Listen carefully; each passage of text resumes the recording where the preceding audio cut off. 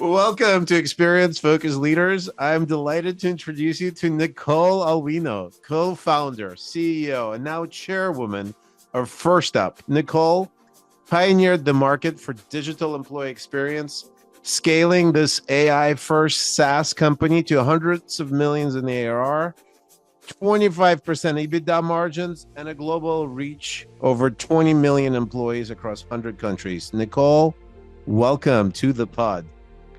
Alex, thanks for having me. Excited to be here. So these stats that I brought up, what did I miss anything? Are there more new stats? Is it now like more and more? Like this is a remarkable story of startup to supporting some of the largest companies in the world and how they connect to their people. Yeah, and I think that's the main point. Sometimes jokes say world domination. We're never ever done, but really it is about finding an important problem and a problem that nobody else is solving really well. And I'm super passionate, obviously, about people first leadership and companies. And I often tell other CEOs, you realize nothing happens in your company without all of your people aligned and engaged and executing the strategy. And so that's something that I've been passionate about, and it's been pretty incredible to see some of the world's largest companies use our technology to meaningfully connect and engage their people. Well, I love your journey, and I personally can resonate very much with it because what you co-founded FirstUp back when I was at Success Factors, also working on engaging employees and building high performance organizations. And we found this huge gap between the strategy that the CEO and the organization has and the ability to fill the gap was the execution of that strategy.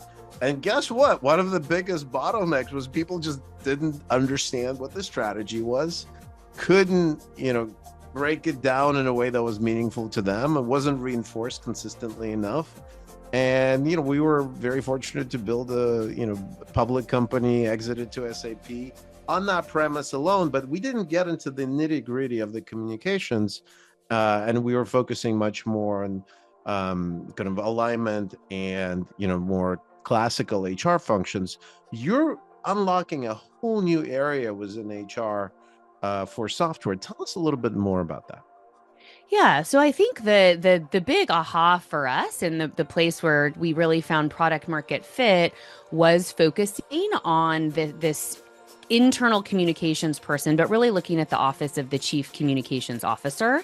Mm-hmm. And if you go back a decade ago, we kind of saw this opportunity to really do two things. I think one, to connect with frontline workers. And I think that's something that big tech, no offense to SAP, but if you look, especially a decade ago, no one was thinking mobile first, and no one was really focused on that part of the workforce, which, by the way, 80% of the world's workforce is on the front line. And those stats, and especially now with AI, the people who are in healthcare, handling service needs, those types of jobs are not going to go away. So we said, look, let's humanize for our audience. Like let's talk about what are some of these job descriptions? This is retail. This is retail. Frontline financial services, right? This is frontline financial. This is hospitality. This is manufacturing. This is healthcare. And I think those are our biggest industries. And I think also that problem is the most acute because a lot of companies before us were literally trying to talk to their employees through layers and layers of managers and telephone, which we all know how well that works. Some people are, still printing up pieces of paper and putting them on a bulletin board in a break room. Again, we can see how well that works. So we just have some we see some people saving these pieces of paper as a PDF and thinking that's going to somehow magically delight and engage their employees across the screen. That sounds optimistic, I think, a lot of times. Correct. And then you have people, in some parts of home health care, people don't even meet, they don't meet anyone, and they're meant to be trained, onboarded, engaged, and there's really just no way to do that unless you bring technology into the mix and something that can be personalized to the employee. And so what we saw, one, especially with this group of employees, they were completely disconnected and had access really to nothing. Yeah. And then two, we looked at what was happening in our consumer life. So at that point, everyone had a mobile phone. We started getting things that were hyper personalized to us.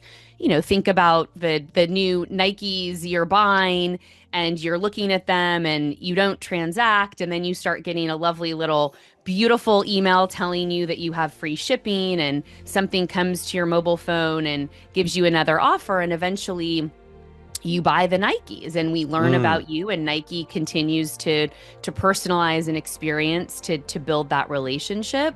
We said there's nothing like that in the world of employee experience. And if we think about how critically important for any company's success, they must connect with their people. That's a foundation. And we said there's a huge opportunity to basically think about delivering a consumer type experience that we do on the marketing side of the house with our people, and kind of take that principle as well as that focus on solving that frontline worker problem. So you're the marriage of marketing superpowers with employees, and particularly not just any employees, but employees where historically they have not been reached, and because hard quote unquote to reach. hard to reach, and because frontline is what frontline means is they're customer facing oftentimes, right? And when you're doing your satisfaction survey, right, if that employee has no idea what's going on, not motivated, not aligned, guess what? Correct. Like you're leaving a lot of ifs on the quality of the customer experience. Absolutely. And anyone from and again, this is a hard problem. Like, why solve a problem if it's not very hard?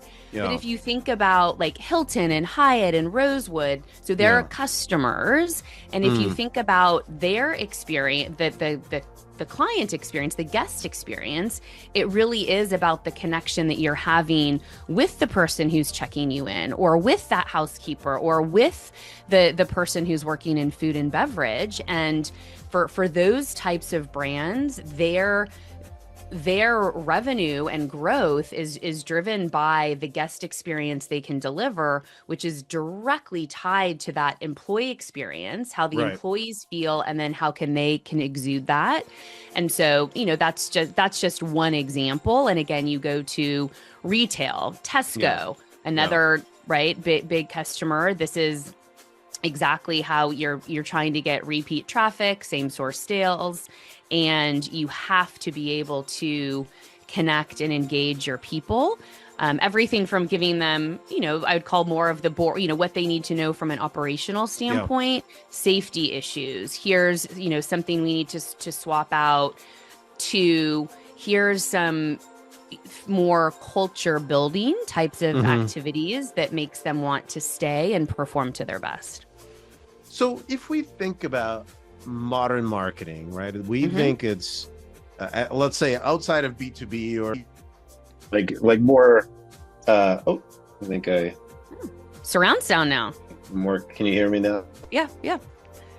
Technicolor, full modern marketing sound without technical issues, delivers a personalized experience across channels, across different times in the customer journey. When we think of employee experience historically, it's more like we have one size fits all portal. We have one size fits all, quote, downloadable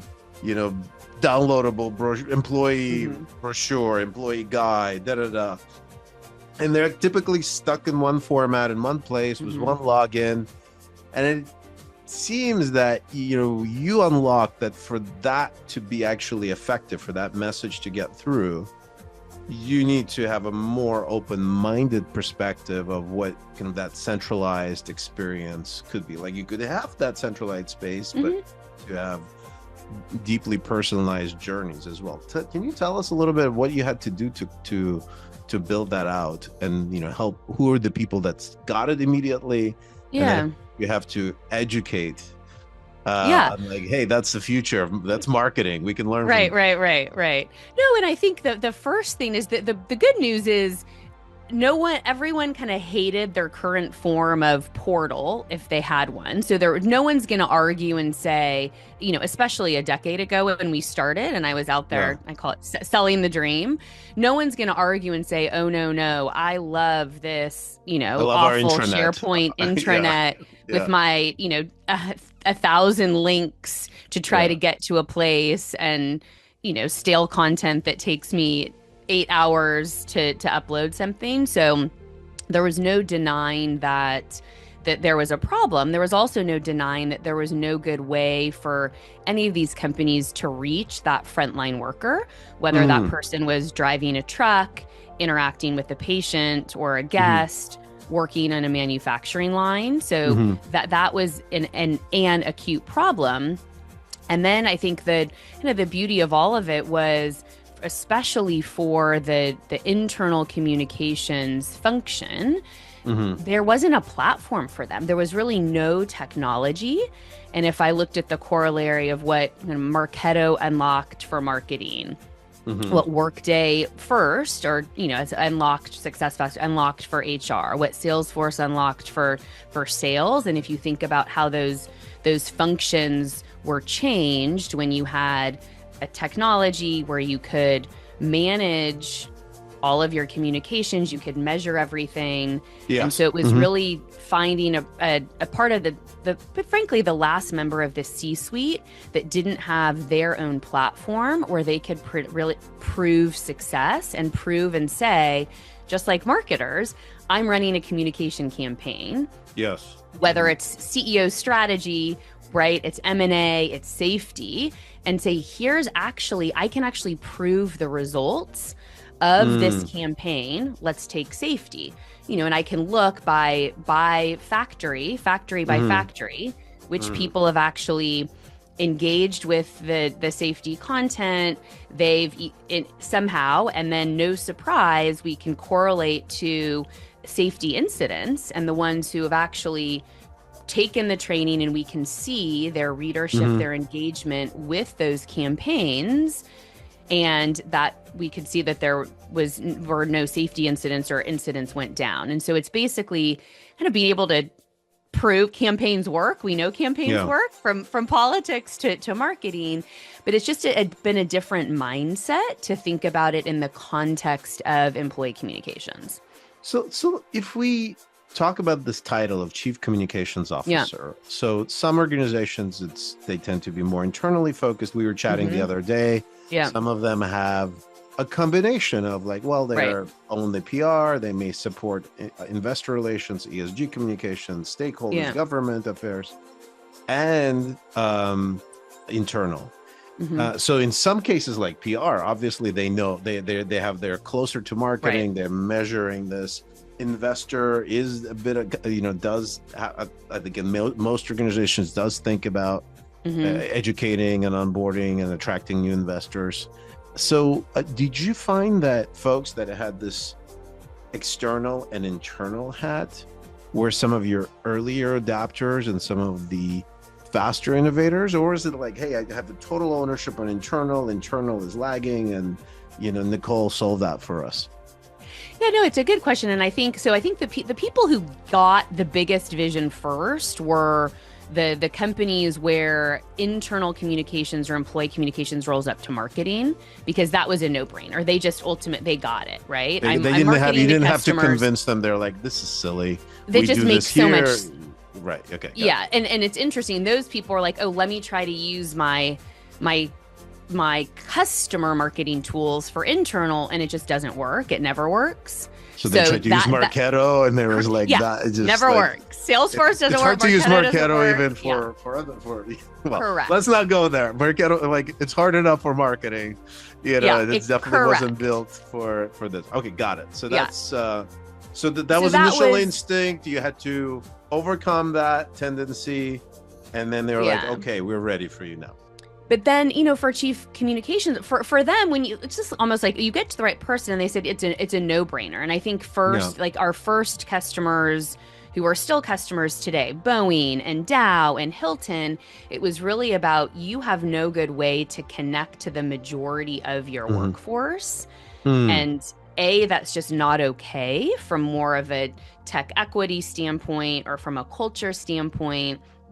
And also, there's no way that you can move this workforce ahead without that connection. So that was the one. And I'll tell you a story. Boeing, it was their CCO several CCOs ago, and I sat down, his name was Tom, and I said, Tom, you have a massive disconnect here. How can you possibly, you're the owner with the CEO of culture and of strategy. And he said, you're right. Our people who are on the front line building our planes, they are the culture. They are this company, and they're the Hmm. most disconnected from everything we're doing in corporate, and that's not okay. And so some of it was this, there's a fundamental problem Yeah. that's a true business problem, right? Hmm. If you can't connect with the majority of your workforce, how are you going to activate them? It's And called Soviet Union. I grew up there. see, Not, there we like go. it There we didn't go. work. That's one way. That's one solution. Yeah. They had a saying basically, which was like actually classical, like which would attracted me to employee communications. But Yeah. I really found that there was somebody, I was too young to really get it, but like somebody told it to me that there was this motto that if you didn't steal anything, you didn't work hard enough. And can you imagine that level of Yeah. disconnect, right? And Yeah. so that's Yeah. sort of one place where it was very top down, Right. not aligned, and kind of not a lot of trust in the system. And so Correct. and I think large bureaucracies basically have maybe smaller versions of that, but they eventually at certain scale you run into organizational communication challenges, right? Yeah, no, it's just inevitable, and especially now with Gen Z. I mean, Gen Z is going to be 30% of the workforce by 2030. Yeah. They talk about a group of individuals who they've just grown up in a completely different way. Yeah. They're digital first. They're not reading emails and long form anything, right? They also have a much more collaborative, bottoms up type of I want to be connected and part of something. So there are just a lot of macro forces that helped us, just as far as the old way, that the top down Soviet dictatorship, that can work in a few certain circumstances or situations. I think less and less. And also, it's just harder and harder to really get the attention of your people, to get them to do what the company needs, and also so they feel good about what they're contributing and they have meaning and purpose in their work.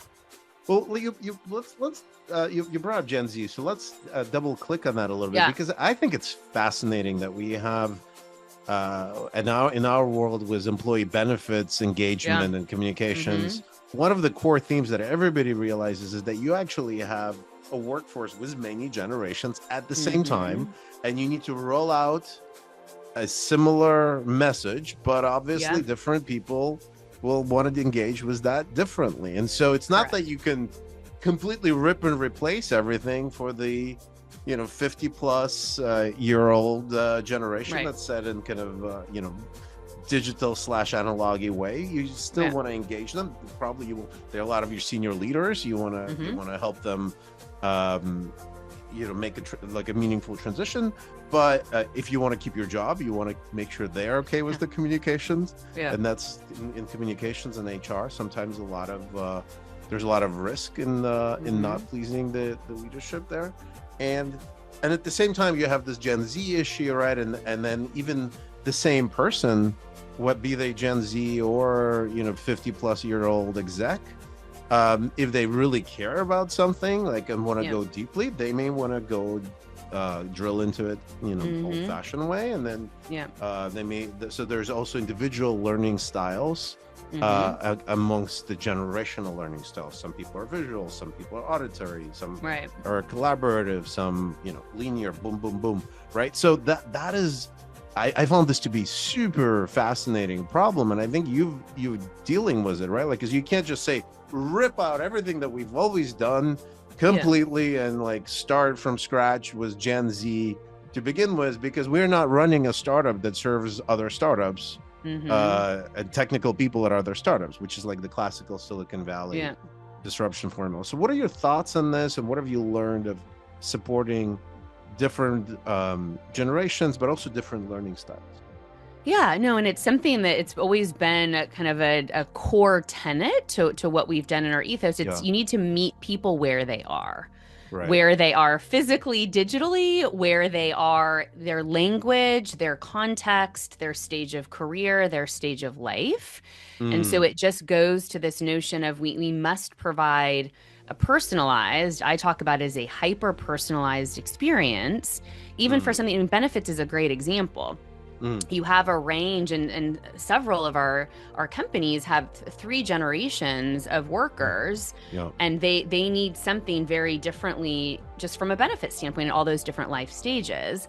And so instead of just plopping and saying, here's our 100-page benefits guide, have at it, and let me just continue to spam you in emails that you need to sign up, let's take an opportunity to really be able to segment and provide different types of communications and experiences and reminders about different types of benefits. I mean, you will know this more than anyone. I think that the stat is sometimes up to 80% of benefits can go unused just because people don't know that they exist. And it's not because, I think that's a communication problem. It's all about getting the right information to the right person at the right time to take advantage of that benefit and being able to push things to people and understand where and how they like to engage. And that's part of the AI wrapper that we have to be able to really understand people's preferences. And so we can find a way to, we can reach and engage people, kind of better than anyone else. And then it's what do we need to give them in that moment that really is what they need, whether it's, a maternity, paternity benefit, whether it's a bereavement benefit, whether it's a mental health benefit, those things, yes, there's awareness. And then in a certain moment, you actually need to be able to get that information. Yeah, I think it's really beautiful because we were discussing earlier that you almost have two fundamental roles, right? Like one is, really precise, personalized, relevant information. And then once you land into that, then there is also like, oh, okay, well, I get this personalized information, but is it told, is the story around it in a way that I can actually also connect with? And so that's what we're kind of focused on at Relayto. And I think we need more people that could say, hey, let me deliver this story to you. And then that's within this framework, within, broader ecosystem of everything that people already know how to go to. And then further on drive this behavioral change by actually, oh, okay, so this is now, it's relevant. Let me dig into that a little bit. Let me understand it. Let me learn something new. Let me change a behavior. And I think that's sort of this combo that is really powerful to bring to the world. So I love what you're doing, and I'm a huge fan of the platform that you've built. What were the challenges in building this, right? Like we've talked a little bit about who were the early adopters. You're working with very large organizations, which sounds impressive, but those of us that have tried to do it know that it's not trivial. Yeah, no, look, what I was just chuckling. One of the books that I read and reread is The Hard Things About Hard Things from Ben Horowitz. So it's just kind of all of the crazy things that you can't imagine that actually do happen, and you just you just power through. So look, I think part of the we wanted to sell to big customers. We figured that out early on, which is obviously huge for a SaaS company. The other side of that is these customers, you don't have titles with chief communications officer in a 200 person company, right? Like over 500 person. Yeah, no. And it's not an acute problem, right? If you have a 200 person company, you can get by with Slack and with some it's a different size problem even when you hit a 4,000 employee workforce that has people all over the world, that has people in different types of roles that really need vastly different types of communication and experiences. So I think that that's probably where the problem starts. And the more heterogeneous your employee base is, the more geographically diverse, that's when you really start to notice it. You look at a company with 15,000, 20,000, 50,000, 300,000 people, and you just think about all of those different messages, information, strategy, team changes, then it just becomes, oh my god, this is too much. If we don't figure out how to drive signal through the noise, part of the personalization and relevancy, we're just overwhelming all of our people, right? And then you, because it's not like we're not overwhelmed by our phones already. Correct. Correct. And that's at least easier to digest. Right. So look, it's the big companies, and the big companies, when it's a problem, and we had when this is the way that companies are sending out CEO messages and CEO videos and updates on organizational changes, there is no room for error, for failure, for things like that. So like to say, in the early days, I would get the texts from the customers. And the customers were, you said UK, so this was like, we're in the UK. We're you're serving Tesco, so you're on. I'm on, always on. So it was just from a personal standpoint over the years when we were just building up the different functions and becoming much more mature, that, of course, I always believe as a leader and as a founder, I do have personal connections with our customers. And I love hearing the good, bad, and the ugly. And also we need to have, first of all, we need to have no problems. There's never software that doesn't have any bugs or anything. But those were some fun challenges and growing opportunities. And what was it like to sell both to the communications officers, but also obviously this is an HR HR centric use case. I've had the fun and the challenge of selling to HR as well, and I think that was probably not like, there was a lot of things going on. There was a lot of tools.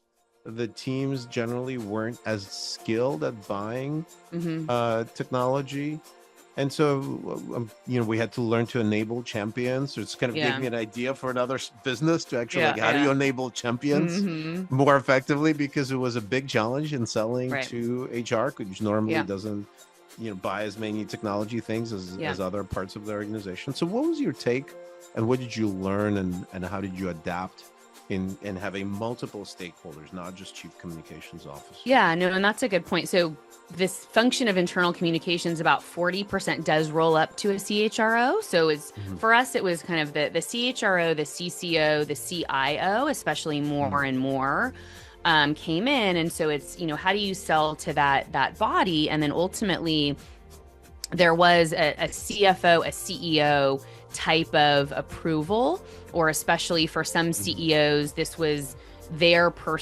initiative.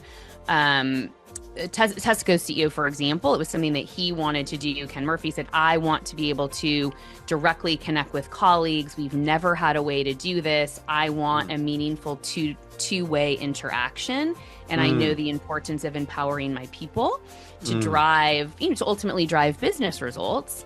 And so that was something that, he ended up being part of the buying committee and ultimately saying, this is who I want to partner with. So I always like to say this should be a CEO platform. It's a CEO problem, 100% a CEO problem. And I think COVID showed us that better than anything else. But to your point, it's and now there's just so much noise in the system, right? With anything around people and performance and efficiency, productivity, any of those words. And so it is, how do I find the champion in communications or HR that can really understand? And to your point, we do a ton of enablement, helping build business cases, helping build some ROI calculators that a CFO can understand, really building enablement that they can give their CIO, who's now a huge stakeholder. Often, sometimes they've taken over the process. And so because you're basically delivering an intranet, and you're a leader in the Gartner's latest intranet quadrant. And the word everyone loves, the internet is dead. Long live the internet. Yeah, long live the internet. So, but intranet historically is very much the IT domain. Yeah, right? So and it's interesting. This day and age, what I've seen, especially in the large companies, it's kind of two things. The CIO just has more and more power as far as how am I going to consolidate my technology and make things more efficient. One, there's a cost-cutting exercise. That's just the reality. And companies did overspend in SaaS and during COVID. So there's how do I make everything efficient? And now you throw in AI and having to allocate there. And from I've seen that the CEOs that are forward looking and work really closely with their CIOs, especially around employees, it's how do we just deliver this phenomenal employee experience from pre-hire to retire that does guide them through, that does help them have a great experience and stay longer and help us deliver on our top and bottom line results. And so some CIOs they're saying, okay, I want to build part of it and I have a roadmap. Some of it's going to be something that I build. Then I'm going to go pick kind of best in class SaaS solutions to plug in. That's kind of one approach. And so we've had to be open and API first and very nimble. And we've got some great examples of working closely with CIOs. Tesco's one, Swissport's one, where it's a true partnership with their teams. And so it's like we're helping to accelerate their roadmaps. And then there are others who still have I want my portal, I own the portal, I own the tech.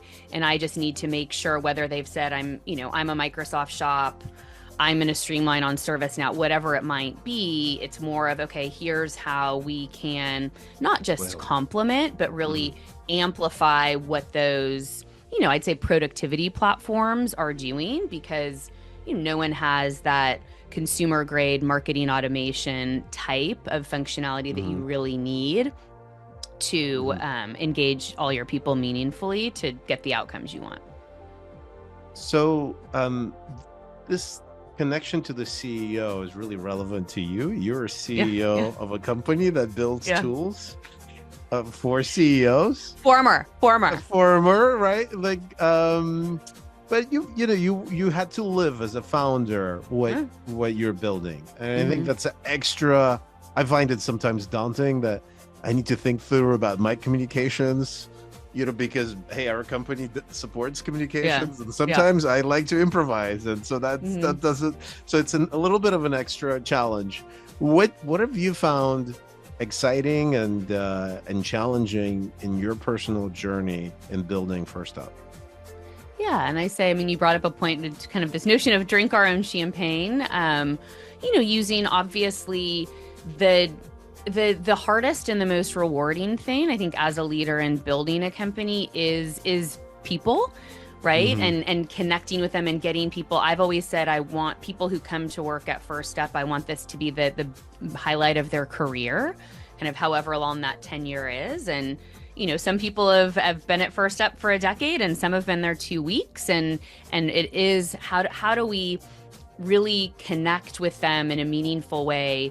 We have a purpose-built culture, which people are really inspired by. And, our big mission is just to make work better for every worker. And people do relate to that. And so, I think you've got to have, anytime you can have that mission and purpose as a core, and then be able to help people perform at their best. And whether it's move up, become people leaders, become principal individual contributors, move different roles. We've had someone who started in customer success and moved to product, and someone who is, a former customer running customer success. And so it's just, for me, that was always the most rewarding, to help people even be the best versions of themselves, or either be better than they could imagine. And I think that speaks at the core of what we're doing with communication, and really helping people based on that connection perform at their best. So, I think that's the best part. And then, there's always challenges where different people for different stages of companies were a right fit. And at a certain point, they're no longer the right fit. And it's, great companies are all about finding the absolute best people for that right moment in time with what the company needs. And, because the company and the mission needs to take precedence over a particular individual. Yeah. And I think some people wanted all that. Some people are like, Nicole, like, I loved a smaller, scrappy, I loved a different size of company. Right. And, now we've gotten too big, and I've realized about myself, I want to be in a smaller place, which is a totally valid understanding. And so my thing is, I want to help guide people throughout that experience. And, it's going to end for everyone at different points in time, but, to be able to make that experience as positive and rewarding as possible too.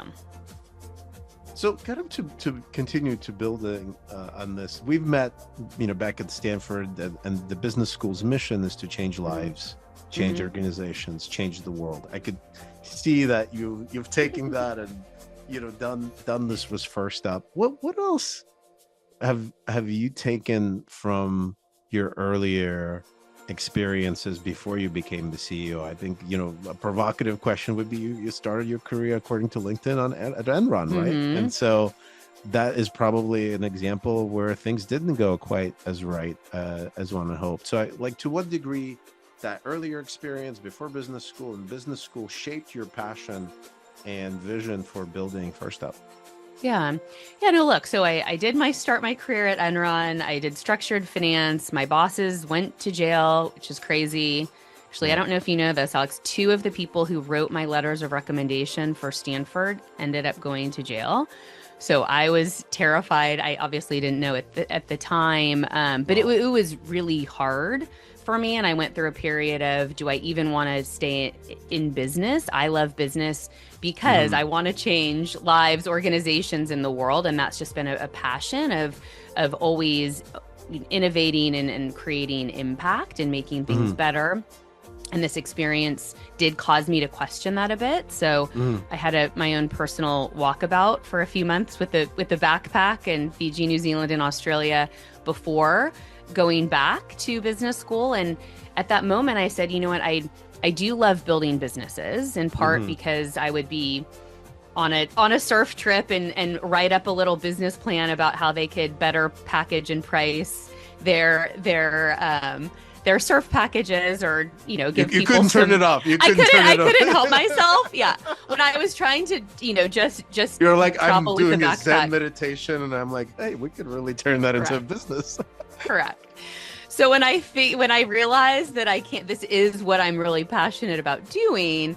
And for me, I said, I'm not going to work in corporate America again. I'm only going to start companies where I can control the culture and the ethics, so an Enron situation won't happen again. So that's something that's very, a personal, experience, and something that I've remained focused on. And so I think kind of fast forward to post Stanford, the first company I started was not related at all. It was a spa company.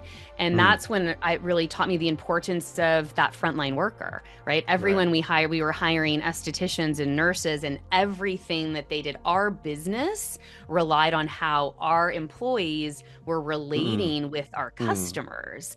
And that to me was, oh my goodness, if we there has to be something else here between with technology and at scale, and how do you scale what I was creating culture wise in these derma lounges. But if you think about, there's a much bigger problem. So I think that experience really taught me, or opened my eyes to this frontline worker, and that is the vast majority of the companies. And then it was, how can there needs to be some type of a tech platform. And that's when we kind of found our product market fit with FirstUp, talking about the kind of mobile first, bringing consumer marketing principles to employees, and realized that from my little mom and pop business that I had started in the Bay Area, that this huge problem with the biggest companies in the world, and that no one else, big tech, wasn't solving it, and why not us? Well, it's a great connection point. And since you brought up the spa chapter of your life, I recall the last time we caught up, and I had this observation that like there is this energy like something oozing out of you. And those of you that are watching this on YouTube, check it out. Like, just Nicole is smiling, and it's just like there's a aura, for lack of a better word, that's coming out of you, that is transmitting positive energy, in my the way I would describe it. And it's just a joy to chat with you now, and whenever we get a chance to connect. And I wonder, what's your secret to that, right? Besides probably having learned some things during your spa years, but I have a feeling this is internal as much as external orientation. And I feel that this the energy that oozing out from me is like an internal sparkle. So yeah. I find that this is something that I'm drawn to, because I can go sometimes be like in a very let's get things done, right, and not oozing that out. And that is definitely not an energy that makes me like a fan dad at home, and my kids don't love that energy as much at all. So, and I would imagine that as a CEO that had to get stuff done, you've got family obligations, so on, you've got a lot on your plate building this mega successful company, but you seem to do this with this grace. So what's the secret behind it? Oh, we're waiting for the and. Yeah. No, I think that, look, I think I've said for a long, there's no such thing as balance. There's no work-life balance. There's no, and I'm a big and person. There are moments of peace. And so whether it's being super present with my kids, or making certain trade-offs. Like I said early on, I will never travel on one of my boys' birthdays. I have 3 boys, and so somehow with all of my crazy travel, I just made sure that is something that is a non-negotiable. Yes, have I missed conferences? Have I dialed in for certain other things? So I think it's just realizing and understanding what's important to you. What are the most important things that are non-negotiables? And realizing that you're not going to be a 10 at everything, especially not on every day, and bringing that into the fold. And I will say that I do meditate every morning. Tell us more. Tell us more. Tell us more. Yeah, I did in college, I studied Japanese and did my study abroad in Tokyo. And I studied the Japanese tea ceremony, which is based on Zen Buddhism. And that's really what kind of got me interested in Eastern philosophy, and the premise, this notion, it's called Ichigo Ichie, and it means one moment, one encounter. And it's this moment, like this conversation. We've had many conversations before, but this one, it'll never happen again in the same way, right? Even if we're both wearing the same things, we're both on Zoom, it'll be different. And so the notion of you just have to be present and enjoy the moment.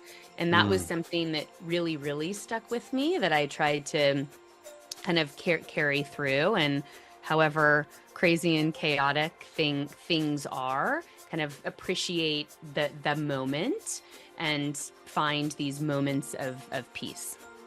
So I was expecting, on top of that, you were going to say that you do a Japanese tea ritual every morning right after. No, I do not. And how have you found that you're able to share that journey and those practices with your colleagues? Because they're, let's say, they're maybe not the norm in a rah world of enterprise sales. But you know, inevitably, I do find that when you go a little deeper, you know, you find that, you know, high performers have found a way to balance, you know, and have some sort of meditative or other practice or equivalent. So how have you found that you're translating that to your colleagues? Do you talk about this in your internal company settings? Do you talk about it with customers? Because many of them are trying to create a, you know, a work environment where people are, you know, present. Yeah, no, and I think that you said the most important thing. It's talk about it and normalize it. I think that that's part of, you know, leadership now. We have to be authentic. We have to be transparent. And I think that's, you know, especially when we were talking about the Gen Z, Gen Alpha, they need that. And people can tell when it's not. And so, you know, it's always a balance, but I do try to be open and honest with people just around things, challenges and things in personal life. And I do like to bring in humor too and fun. So one of the things that I do, I would do hosting customer I'm happy dinners. to steal jokes. I'm happy. No, this is it's not a joke, but it is a fun thing if you start doing it. So my favorite thing to do with a group of customers or partners is have a one table conversation, and everyone goes around and shares one fun fact. And you can describe your fun fact however you want. It is unbelievable to see the things that people share. And it's something that you would have never known or guessed about them. So you automatically get to, you know, some other deep connection, sometimes random, sometimes hilarious, you know, sometimes very inspirational. But it just creates a deeper level of connection right off the bat. And everyone ends up having a lot of fun with it because some of them get very wacky. So it's both authentic and removes a sense of transactionality almost. Yeah, exactly. That sometimes have in our culture. Yeah. Well, Nicole, this has been lovely learning for me. This was, I said, one of my goals is to learn, you know, to learn how to build a great company and have a smile like yours. But if you had to give advice to, and we'll wrap up on this, but if you had to give advice to Nicole starting out FirstUp, what would be one or two pieces of advice that you'd give to yourself? Yeah, I would say always trust my instinct, trust my gut. I think I've been doing some work. I think I can look back on the times where I didn't and made decisions that were kind of going against what I knew, and invariably they were, you know, didn't turn out the way I wanted to. So I think that piece, kind of no matter the other influences. And then I think something that one of my favorite kind of mentor friends told me was, don't sweat the small stuff. And by the way, it's all small stuff. So I think that notion of whatever you're facing, even though you think it could be the worst, biggest problem or biggest deal ever, with a little perspective, it's actually not. And I think that in those moments of very high highs and low lows, just that the piece of perspective is always helpful. Perspective and equanimity. So it sounds like the Buddhism, the ritual is working. Well, Nicole, where could people find your wisdom and that of FirstUp if they're corporate communications officers? Yeah, you can find me on LinkedIn. And anyone, firstup.io, LinkedIn, all of the channels. You can reach me, Nicole at firstup.io. But happy to have any conversations. And you can see I'm passionate about this topic and solving a problem that's for, you know, heads of communication, HR, and ultimately CEOs. Well, it's been a joy to connect with you, and I hope all of our audience that also is like us at Relayto, passionate about this, will go and find what FirstUp is up to. And, you know, we're excited to be supporting the same ecosystem, you know, thinking about similar issues. So please reach out to FirstUp team and Nicole if you see opportunities to collaborate. Thank you, Nicole. Great. Thank you, Alex.